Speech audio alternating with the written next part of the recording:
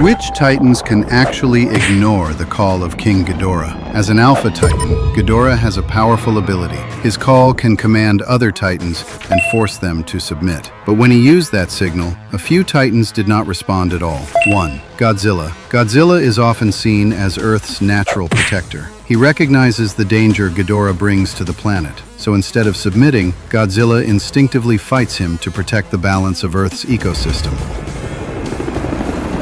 2. King Kong. In the MonsterVerse, Kong is defined by his unbreakable fighting spirit. He challenges anything that threatens his home. Because of that, even Ghidorah's alpha call cannot make Kong bow.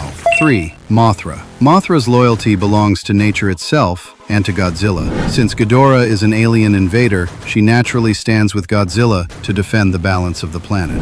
4. Shimo. Shimo was imprisoned deep in the molten regions of the Hollow Earth. Her power rivals that of Godzilla. She is also considered an alpha-level Titan. Because of that, there is little reason for her to submit to another Titan. 5. Scar King. During Ghidorah's rise, Scar King remained deep within the Hollow Earth. He was focused on building his own empire. Because of the great distance, Ghidorah's call may not have reached him. But it raises an interesting question. Was Scar King immune because of that distance? Or does he share the same defiant spirit as Kong? Do you think Kong could defeat Tiamat? In Godzilla x Kong, The New Empire, Kong easily killed a Hollow Earth Drowned Viper. But what if he faced Tiamat instead? Would he still be able to win? First, there are two main reasons why Kong was able to defeat the Drowned Viper. 1. The axe advantage. Kong is one of the few Titans that can use tools. As long as he has a weapon in hand, his combat power increases dramatically.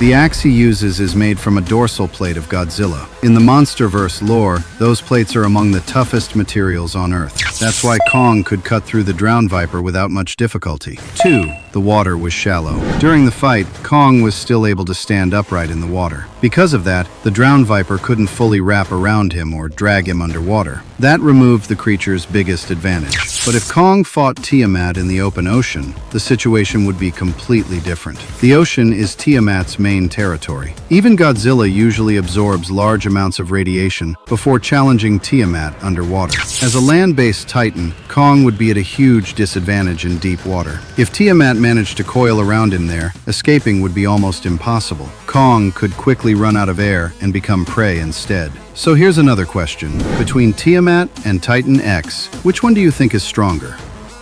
Why didn't Burning Godzilla use his atomic breath against King Ghidorah? Some people think he simply couldn't use it, but that doesn't really make sense. Atomic breath is one of Godzilla's core abilities, so in theory, he could still release it whenever he wanted. So why didn't he rely on it during the final battle? The key reason is the transformation itself. Godzilla only entered the burning form after the sacrifice of Mothra. These two Titans share a symbiotic bond. If one of them had to fall just to trigger this evolution, that tells you how powerful the enemy was. At that moment, the fight had reached a life-or-death stage. Godzilla needed his strongest possible attack to completely destroy King Ghidorah. Atomic breath is powerful, but its impact area is limited. It might damage Ghidorah, but it wouldn't guarantee total destruction.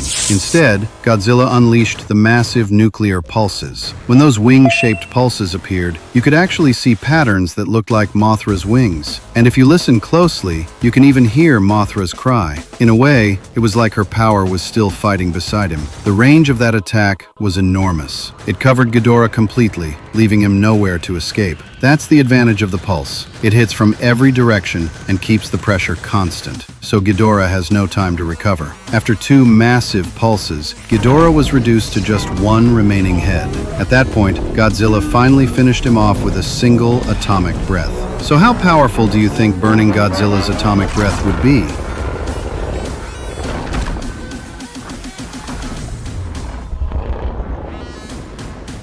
Why do some fans say Rodan might be the best survivor in the entire MonsterVerse? This giant firebird was supposed to stay asleep inside a volcano, but human biosonar woke him up. When Rodan first appears, he seems almost unstoppable. His main attack comes from supersonic flight. As he cuts through the sky, the shock waves from his wings can tear through cities and leave destruction in his path. Because of this power, he even carries the title King of the Skies. That confidence makes him bold enough to challenge King Ghidorah Ghidorah face to face, but the fight ends quickly.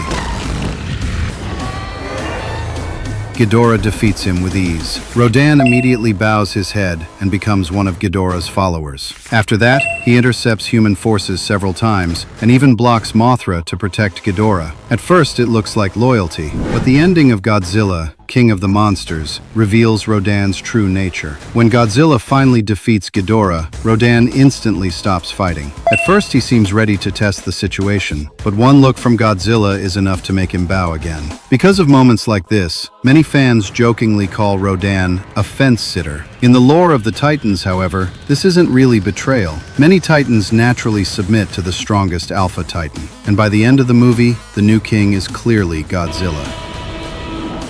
Why did Godzilla spare Shimo? When the Scar King was trapped in the Hollow Earth, he used a crystal to control Shimo and turned her into his personal weapon. Shimo holds terrifying power. Her ice abilities could push the entire planet toward another ice age. Because of that, Godzilla saw her as the greatest threat. To gain enough strength to face her, he even went to the territory of Tiamat. Even though Tiamat had stayed out of conflict, Godzilla still defeated the Titan and absorbed the energy from the entire lair. Later, during the battle in Rio de Janeiro, Godzilla unleashed his evolved atomic breath without hesitation, trying to overpower Shimo directly. But the arrival of Zuko changed the situation. In the chaos of battle, Zuko used Kong's axe to shatter the crystal controlling Shimo.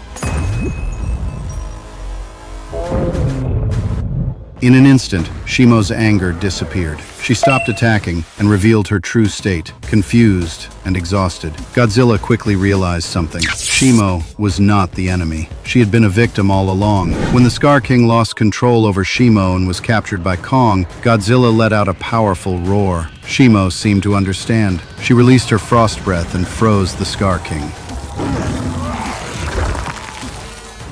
After the battle ended, Godzilla did not seek revenge. Instead, he accepted Shimo's place as one of the Titans on Earth. In the end, Shimo followed Kong back to the Hollow Earth and formed a strong bond with him. So what do you think? If Shimo had never broken free from control, could Godzilla and Kong still have won?